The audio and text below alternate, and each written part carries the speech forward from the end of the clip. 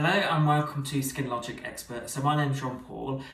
So in this little session what I'd like to do is take you through some knowledge on face wipes. If I've ever taught you about skincare or skin health, you'll appreciate I absolutely hate face wipes.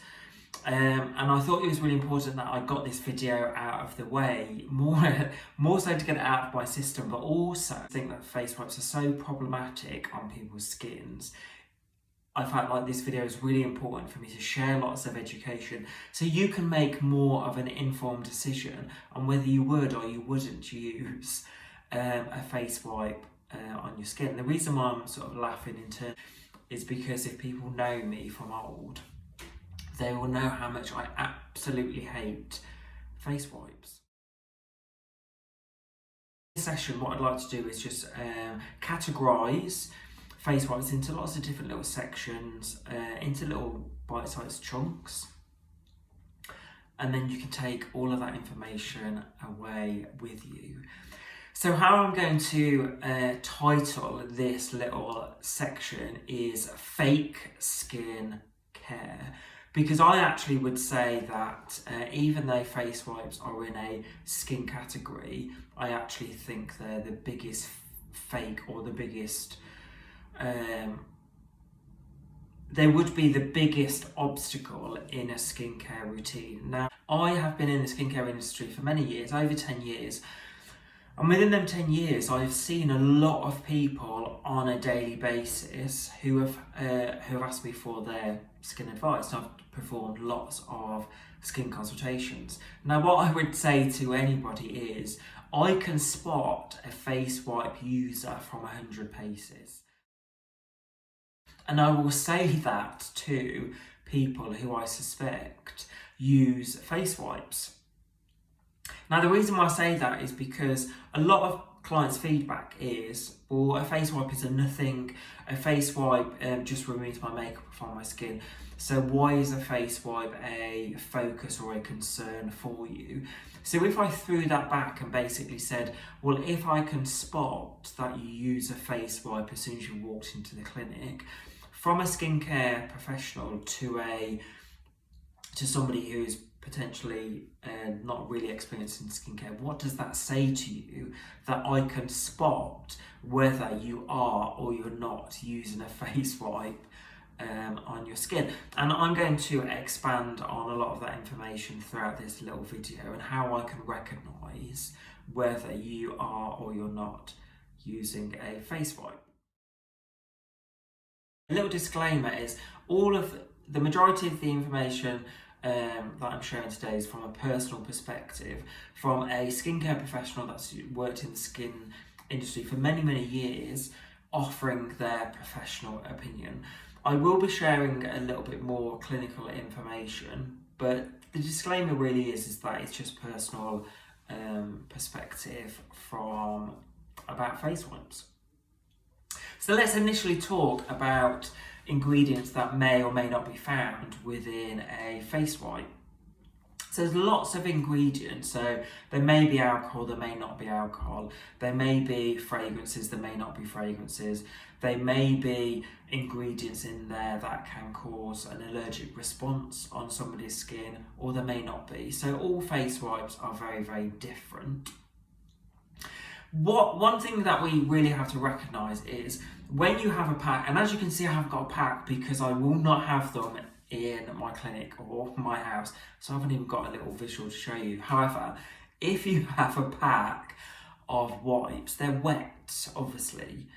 So there needs to be an ingredient or a preservative within that wet sachets to keep them safe from bacteria from starting to form or to build within that wet package. So there are generally preservatives that are in that package which will keep the face wipe nice and bacteria free. Now, unfortunately, the preservatives that are in them wipes are not necessarily preservatives what are beneficial for the skin. So that's one thing. We need to recognise that there are ingredients that preserve the wet wipe but are not necessarily designed for skin health. Then we have other ingredients in there that could cause an allergic reaction. So there may be fragrances. So whenever you smell that wet wipe and you think, oh, that smells really, really nice, that fragrance in there could cause an allergic response or an allergy response on your skin, and actually cause disruption to your protective barrier. That barrier function is made up of nice protective oils. Your face wipes could start to break down or destroy that barrier function. That will then lead to dehydration, lead to sensitization, and that sort of specific skin information I'm going to save a little bit later on in the video. But first initial takeaway is the ingredients in the wet wipes can start to cause disruption to your skin health or your barrier function. If you've got healthy skin, it's nice and balanced, and we call that a pH balance. A lot of your skincare products that you may come into contact with on a daily basis, they may or they may not be pH balanced. Now, your general face wipes are not pH balanced. So as soon as you take that face wipe over the skin, it can start to change the balance of your skin. Once that balance has started to change, you may see sensitivity and dehydration, you may see redness and an allergic reaction, and you may actually start to see spots forming because you're removing your natural oils or you're changing the protective balance, so bacteria can start to enter your skin. So what we're talking about preservatives, I'm going to sort of highlight a key preservatives. It may or may not be in your face wipes, but it's really important to look out for it. It has a huge long name, so I'm not going to attempt to pronounce it, but I will pop it on the screen for you. And you may see it shortened to capital M and capital I. The clinical information around this preservative has found a lot of evidence that causes a lot of sensitization and dehydration, allergic reactions on people's skins. So that preservative that I've just popped on the screen there, I would just say, if you want to do your own research and type in that ingredient and then reactions after it. Makeup is designed to cover a lot of imperfections on the skin. That makeup consistency can be quite dense, it can be quite thick, and it actually can be quite stubborn. A lot of makeups now can stay on the skin, designed for at least 10 or 12 hour wear, and generally makeup can be quite difficult to remove. So if we consider how easily a face wipe removes that really thick, dense product off your skin, what do you think is in your face wipes to break down that real thick, stubborn, long-lasting makeup? That's something worth considering. When you are removing that makeup off the skin, what tends to happen is you'll remove a lot of the surface debris or a lot of the surface makeup, dirt, grime off the surface of your skin.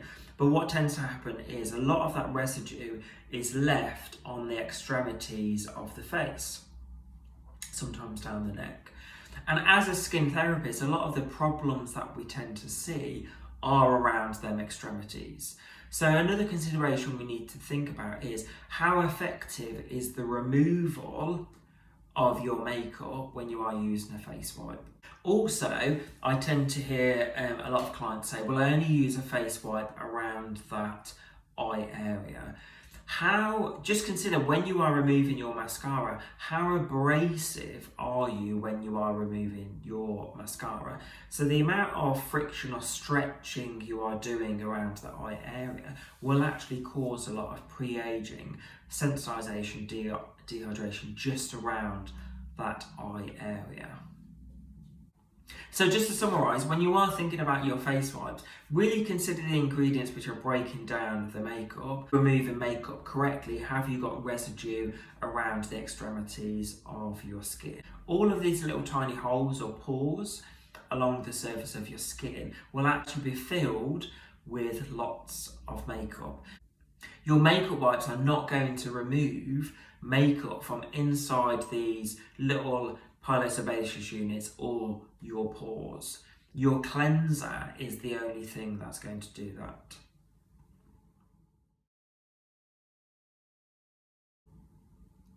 Somebody said to me quite recently that they had heard, and I don't know how true these statistics are, that in an average woman's lifespan, she will absorb at least 4 kilograms of makeup through her skin.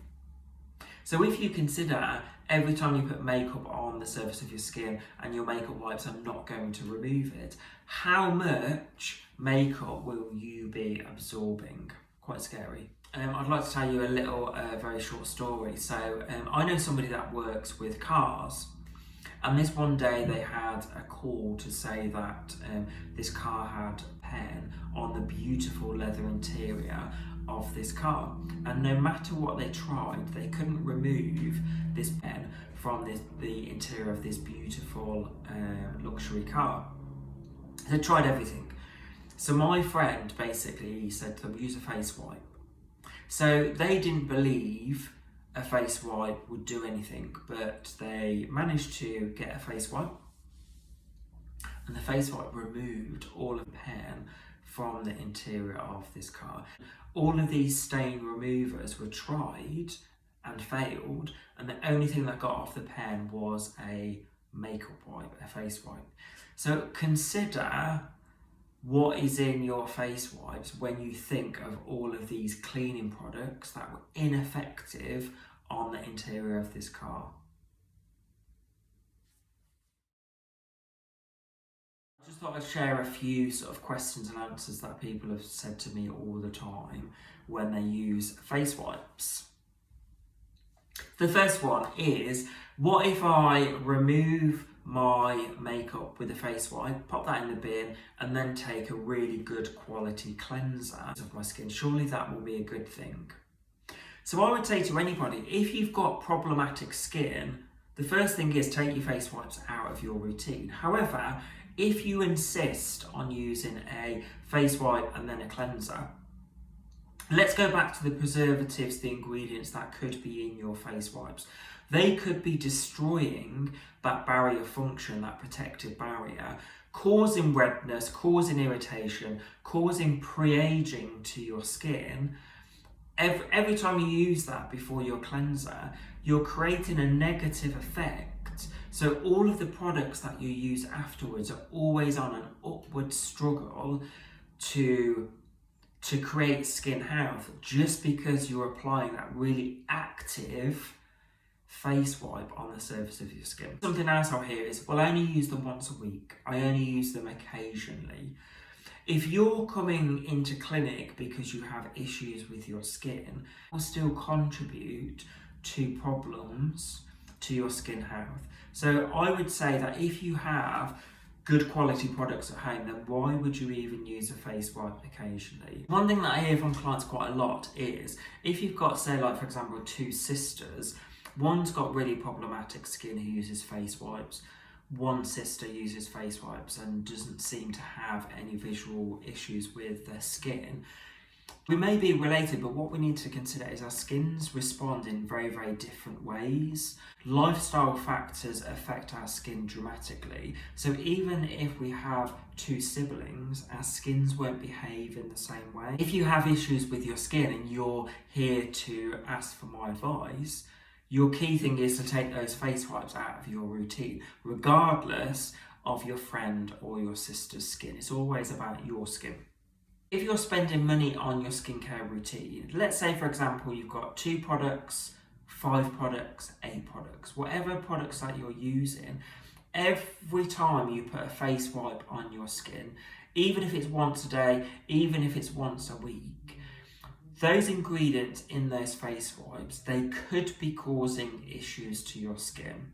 Now, if you've got that face wipe in your routine, that one step could potentially be negating all of your other good quality skincare products. It is 100% not worth it to put it into your routine.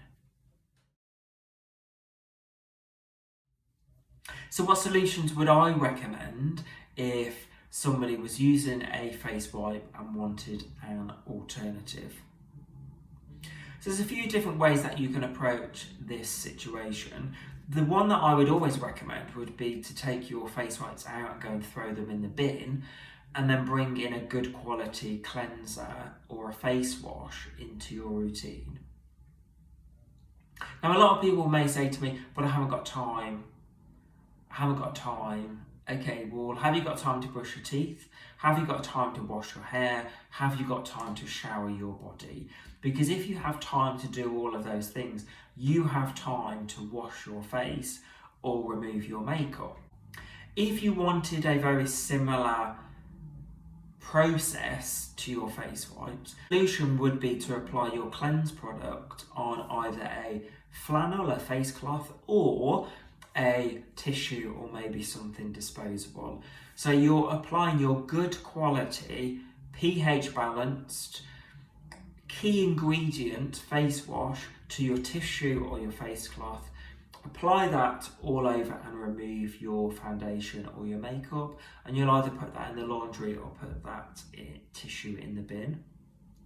You'll still have residue on the surface of the skin, so you can either repeat that process, apply it to a tissue or a face cloth, or you could either step into the shower and use your face wash or cleanser, or use your face wash and cleanser at the sink.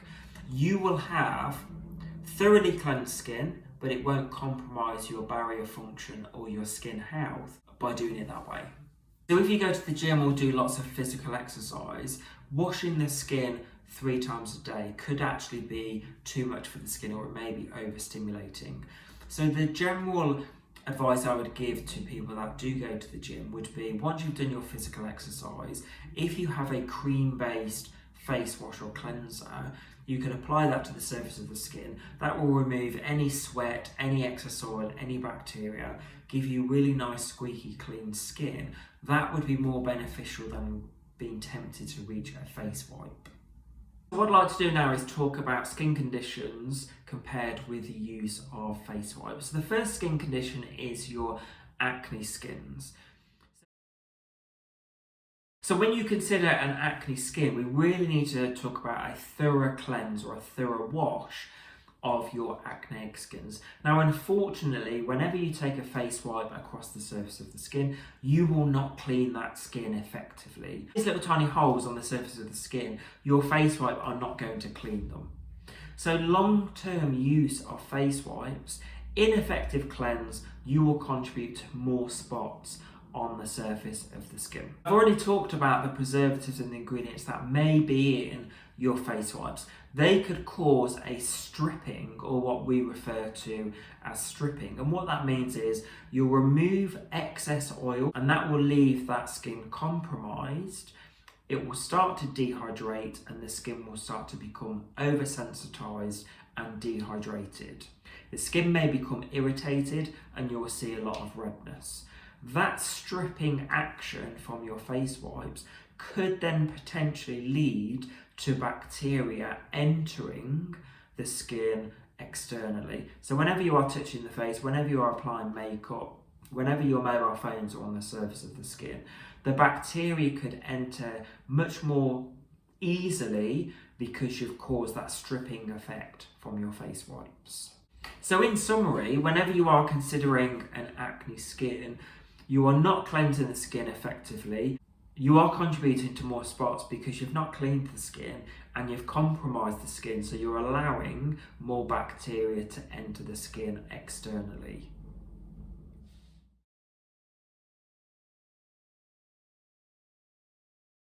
So if you have a sensitive skin, you may find that you're a little bit more responsive, concerned about allergens. Your face wipes can start to distort your barrier function. So your protective barrier that is protecting you from allergens, pathogens, pollen, pollution, that sort of thing externally, your face wipes can start to break that down. It will contribute for your skin to become more irritated, more sensitized, more red, more inflamed. So then we have aging. This is, I find, really, really interesting, because a lot of people that ask me for advice for fine lines and wrinkles, if somebody uses a face wipe, because it causes dehydration and a lack of moisture or moisture retention to be retained within the skin, your skin can look pre-aged just because you use a face wipe and you're causing dehydration. So I would say to anybody that is concerned with aging, take that out of your routine, stop causing that dehydration and that lack of moisture or that lack of moisture retention in your skin. And simply by doing that, you will notice a big improvement in your fine lines and wrinkles. So in summary, if you want really healthy skin, if you want to avoid pre-aging the skin, if you want to avoid causing a lot of redness, a lot of irritation, a lot of acne breakouts to your skin,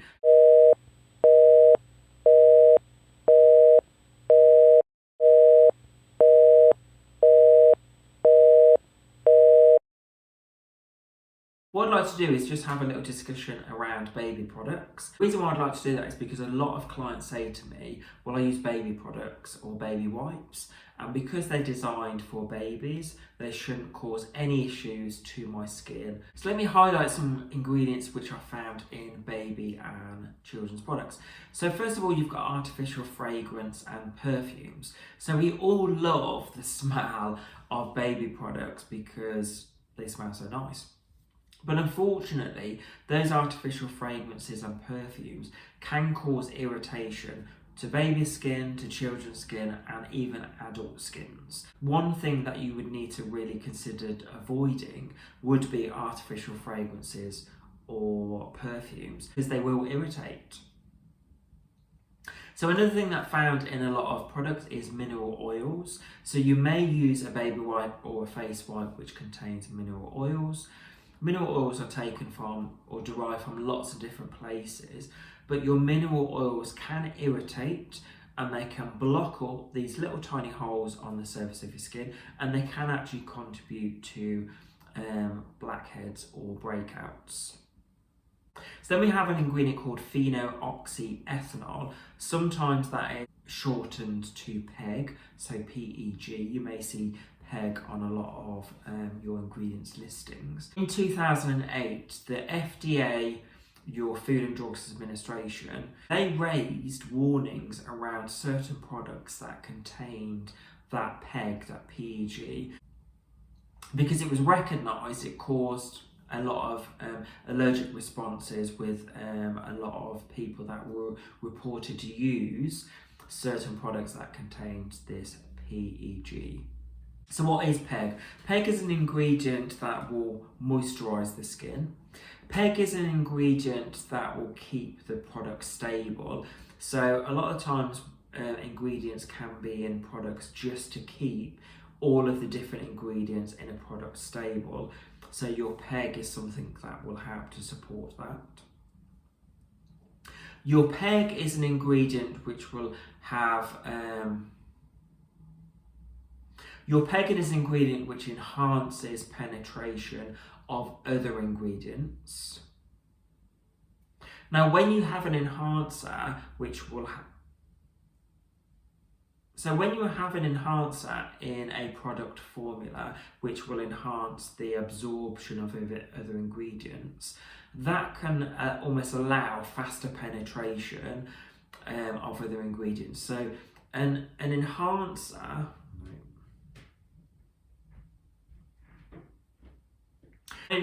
such as PEG unfortunately can cause more sensitivity because it allows quicker or deeper penetration of key ingredients or of other ingredients.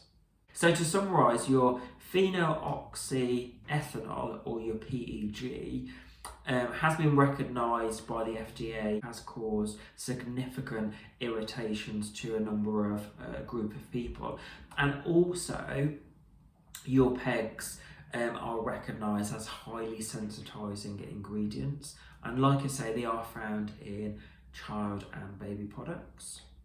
Then we have our sodium lauryl sulfate. This is an ingredient which creates a nice foaming action, so nice and bubbly, and you'll see that in a lot of facial and body washes. Now, unfortunately, this ingredient has been recognised to be highly sensitising can cause a lot of dryness and cause a lot of irritation to somebody's skin. There are lots of ingredients which are found in children and baby products which actually could be quite negative to somebody's skin.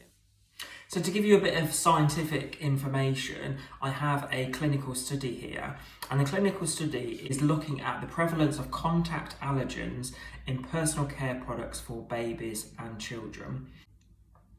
So the background of this study is personal care products marketed for babies and children are often regarded as safe or gentle. However, little is known about the prevalence of contact allergens in these type of products.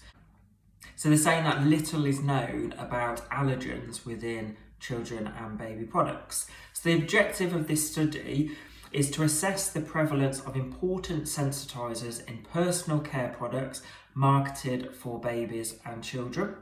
And there was also a secondary study alongside this one. So this secondary objective was to determine whether a product's cost correlates with the content of sensitizing ingredients. So if a product is really quite cheap, are there more sensitizers in those products? So within this study, 533 products were tested, and the specific ingredients that the studies were looking for were those specific sensitizers or irritants. And those specific ingredients were fragrances, betaines, propylene glycol, 2 long preservatives that I'm going to pop on the screen for you, formaldehyde, lanolin, and neomycin.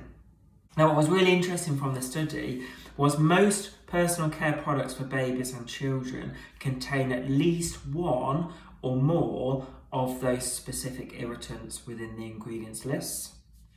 And with that secondary study, products containing more sensitizers tend to cost less than those without any sensitizing ingredients at all. So the study is suggesting, out of all of those products that were tested, the ones that were potentially more cheaper had one or more of those sensitizers in there. Interesting. And what's interesting is sometimes our misconception could be that baby products are gentle and safe. So if we were going to use those on our skins, then we wouldn't have any issues at all. So there are a lot of sensitizers in children and baby products. Well, hopefully you found that video really interesting, and hopefully at least one person watching this video may cease the use of face wipes on their skin. Thank you for watching, and if you wanted to see any more of my videos, you're more than welcome to subscribe to my Skin Logic Expert YouTube channel.